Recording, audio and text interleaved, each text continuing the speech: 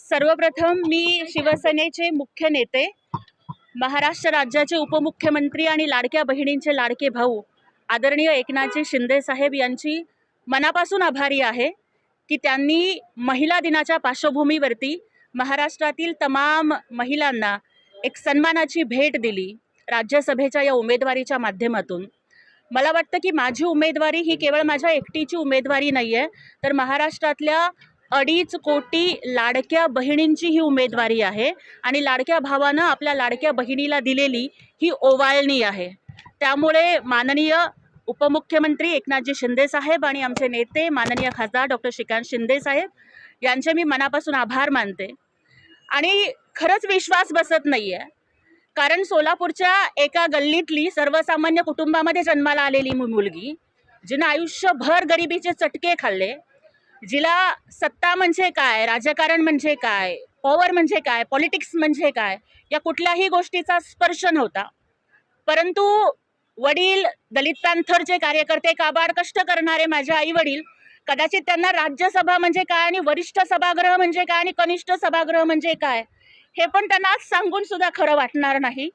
मला वाटतं की माननीय एकनाथ शिंदे साहेबांनी माझ्यासारख्या एका गोर गरीब दलित की बेटी, भीमराज की बेटी, जे मी प्रत्येक वेळेला अभिमानानं सांगते, त्या भीमराज की बेटी, गरीब की बेटी, दलित की बेटीला दिलेला हा न्याय आहे असं मला वाटतं। माझी उमेदवारी माझी नाही आहे, ही बाबासाहेबांच्या हातातील पेनाची उमेदवारी आहे, ही सावित्रीबाई फुलेंच्या हातातील पाटीची उमेदवारी आहे, ही संविधानानं आम्हाला माणूस म्हणून जगण्यासाठी दिलेल्या अधिकाराची उमेदवारी आहे। त्यामुळे आम्हाला माणूस म्हणून जगण्यासाठी ज्या ज्या महापुरुषांनी योगदान दिलं त्या सगळ्या महापुरुषांचे आभार। माननीय एकनाथजी शिंदे साहेब हे भाऊ म्हणून या गरीब बहिणीच्या पाठीशी उभे राहिले। शाळेत असताना पायात चप्पल सुद्धा नसायची आणि अनवाणी पायानं सोलापूरच्या गल्लीच्या रस्त्यावर चालणारी मुलगी आज दिल्लीला जातीये, खरं वाटत नाहीये।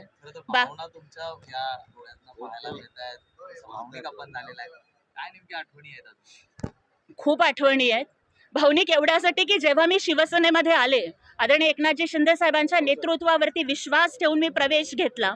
खरं तर मिथ आहे राजकारणामध्ये की तुम्हाला राजकारण करायचं असेल तर तुमचा बाप मोठा असावा लागतो, तुमचं नाव मोठं असावं लागतं, तुमचं आडनाव मोठं असावं लागतं। मी मोठ्या बापाची पोरगी नाहीये, पण जर तुम्ही कष्ट करत असाल, जर तुम्ही पक्षासाठी प्रामाणिकपणानं धडपड करत असाल, मग तुम्ही गरीब असलात तरी चालेल, तुमच्यावरती मुख्य नेत्यांचं लक्ष आहे आणि एकनाथजी शिंदे साहेब हे न्याय देतात याचं उदाहरण आज त्यांनी संपूर्ण महाराष्ट्रापुढे आणि भारतापुढे घालून दिलंय। खरं तर दलितांना, मागासवर्गीयांना संधी मिळण्यासाठी आरक्षण लागतं, महिलांच्या संधीसाठी सुद्धा आरक्षण लागतं, पण कुठलंही आरक्षण नसताना माझ्यासारख्या एका महिलेला, गरीब घरातील मागासवर्गीय समाजातील महिलेला साहेबांनी न्याय दिला। मला वाटतं साहेबांनी इथे दाखवून दिलेलं आहे, एकनाथ शिंदे साहेबांनी, की जो मैं बोलता हूँ वो मैं करता हूँ, लेकिन जो मैं नहीं बोलता वो मैं डेफिनेटली करता हूँ। अशा पद्धतीनं त्यांनी मला हा न्याय दिला। आज मला इतकंच या ठिकाणी सांगायचं आहे की सामाजिक न्यायाचा एक नवा पायंडा माननीय एकनाथ शिंदे साहेबांनी घालून दिलेला आहे।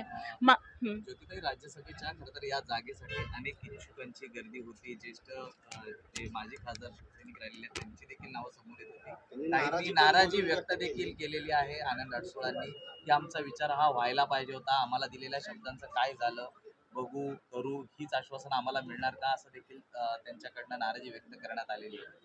बघा, ज्यांची ज्यांची नावं चर्चेत होती ते सगळे ज्येष्ठ नेते आहेत, त्यांच्या योगदानाचा, त्यांच्या कर्तृत्वाचा मी मनापासून सन्मान करते आणि आदरणीय एकनाथजी शिंदे साहेब हे सगळ्यांना न्याय देण्यासाठी महाराष्ट्राला परिचित आहेत आणि त्यामुळे मला नक्की विश्वास या ठिकाणी वाटतो की माननीय जेवढे काही इच्छुक होते ते सगळे ज्येष्ठ आहेत, अनुभवी आहेत, परंतु एका गरीब घरातील दलिताची पोरगी जर संघर्ष करत असेल तर एकनाथजी शिंदे साहेब जसे लाडक्या बहिणींचे पाठीराखे म्हणून उभे राहिले, त्याच पद्धतीनं माझ्या पक्षातील सर्व सन्माननीय मंत्री महोदय असतील, आमदार असतील, खासदार असतील, सर्व नेते असतील, ते माझ्या सोबत उभे राहतील, माझ्या प्रत्येक पावलाला लढण्याचं बळ देतील, याचा मला नक्की विश्वास आहे। देशाच्या वरच्या सभागृहात आपण खरं तर आता शिवसेनेचं नेतृत्व करणार आहात, काय नेमकी पक्षाची बाजू, भूमिका तिथे मांडणार आहात, काय विजन आहे? खरं तर शिवसेना हा तळागाळातील कार्यकर्त्यांचा पक्ष आहे। माननीय एकनाथजी शिंदे साहेब सुद्धा नेहमी म्हणायचे ना की मी आधीही कार्यकर्ता होतो, मुख्यमंत्री असतानाही कार्यकर्ता आहे आणि उपमुख्यमंत्री असताना सुद्धा कार्यकर्ता आहे. साहेब जे नेहमी म्हणायचे ना की मी CM असताना कॉमन मॅन होतो आणि आता DCM असताना डेडिकेटेड टू कॉमन मॅन आहे, त्याच पद्धतीनं मग कॉमन मॅन कॉमन वुमनला न्याय देण्याचं राजकारण हे एकनाथ शिंदे साहेबांनी केलेलं आहे. एका सर्वसामान्य घरातील राजकारणाचा कुठलाही वारसा नसलेल्या मुलीला आज त्यांनी इतक्या देशातल्या वरिष्ठ सभागृहात पाठवण्याची जी संधी दिली त्याच्याबद्दल त्यांची कितीही कृतज्ञता व्यक्त केली तरी सुद्धा ते कमी होईल.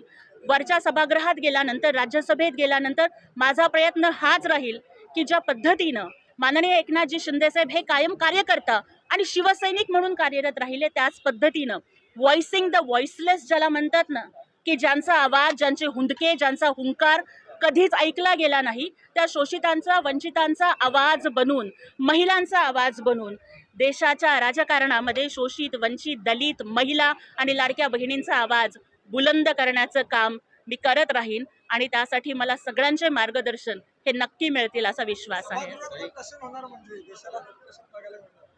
खरं तर सभागृहामध्ये विकासाचे प्रश्न मांडायचे असतात. सभागृहामध्ये म्हणजे देशाची जी पॉलिसी असते त्याच्या संदर्भात चर्चा करायची असते. त्यामुळे नक्कीच सभागृहामध्ये मला वाटतं की बौद्धिक विचारमंथन होईल अशी मी अपेक्षा